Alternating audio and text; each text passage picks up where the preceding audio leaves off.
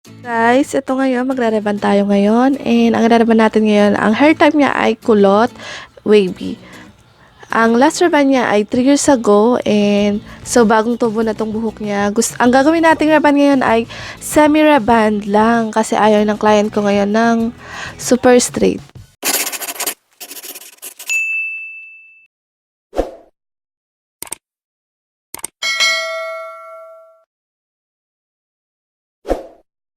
And ang gagamitin kong gamot ngayon ay Argan Protein, Magic Complex, Ionic. Ito yung isahang gamot lang. And, ayan, sinesection ko na yung buhok sa 4.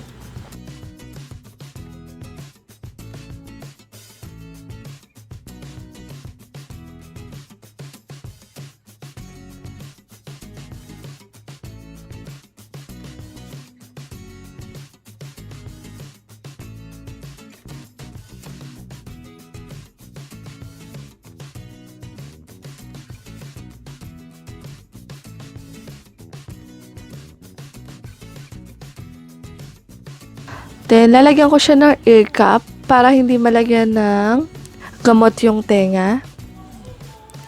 Then, bago mag-apply ng gamot, syempre magsusuot muna ako ng gloves.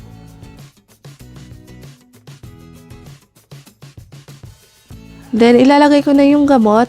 Ang pag-apply ng gamot ay katulad din ng regular rebonding. May layong 1/2 inch sa anet papunta sa buhok. Dapat hindi madidikitan ng gamot yung anet. So, medyo ingat-ingat lang sa pag-a-apply ng gamot kasi kailangan hindi ma-applyan yung anet kasi baka mag-cause ng irritation. And kailangan ma-spread natin na maayos yung gamot sa buhok para ma-applyan ng maayos yung lahat ng buhok.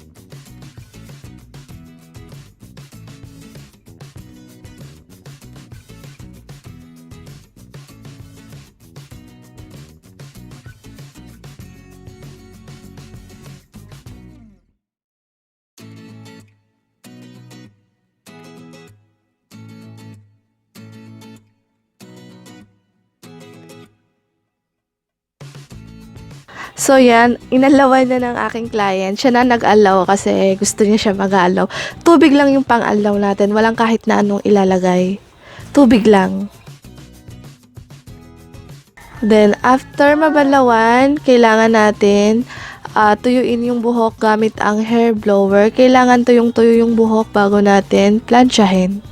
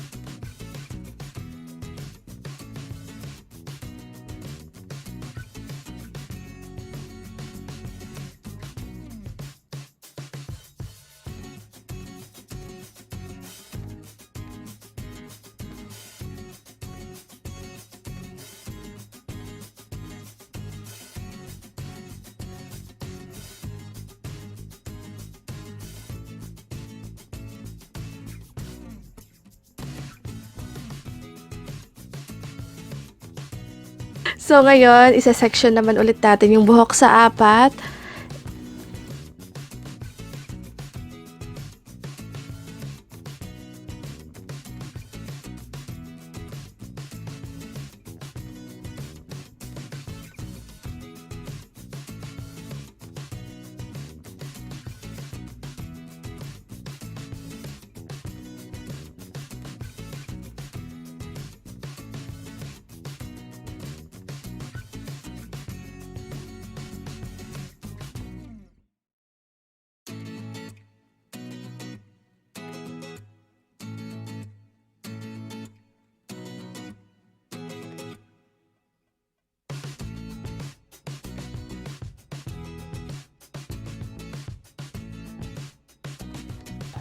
And lalagyan ko ngayon ng air cap kasi para to make sure na if ever na baka kasi madikitan ng plancha yung tenga, para sure lang tayo na hindi mapapaso yung tenga ng client. So, napapansin nyo, medyo makapal yung part ng hair na kinukuha ko kasi semi-rebond lang yung gagawin natin. So, ang gusto kasi ng client ko, yung natural looking lang na straight hair. So, para makuha natin natural looking straight hair lang, medyo makapal yung kukunin nating hair and semi-rebond lang to, kaya hindi ganon kaninipis yung pagpa-plansya. And gusto ng client ko kasi yung mabilis lang, ayaw niya ng matagalan na rebonding. So, yan ang ginagawa namin. Medyo kinakapalan ko yung pagkuha ng buhok, pero yung wag naman sobrang kapal, yung saktong kapal lang naman ng buhok. So, diretso lang pagpa-plancha, plancha lang ng plancha, basta ayos lang yung pagpa-plancha. And kung napapansin nyo, ang pagpa-plancha ang ginagawa ko ay paloob kasi para maganda yung pagkaka-plancha, maganda yung kalabasan, parang natural lang yung buhok. Kala mo hindi siya ni-rebond, pagkatapos parang normal hair lang niya.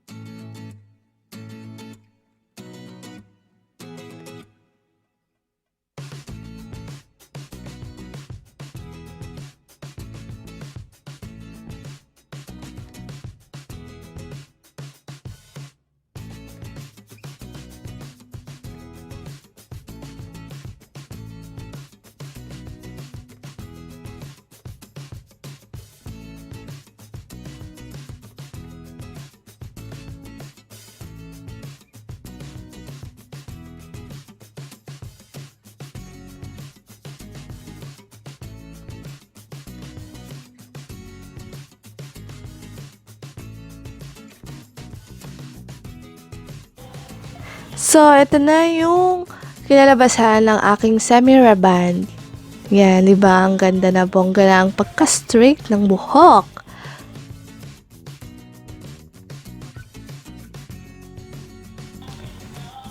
Yan, ito yung picture ng after.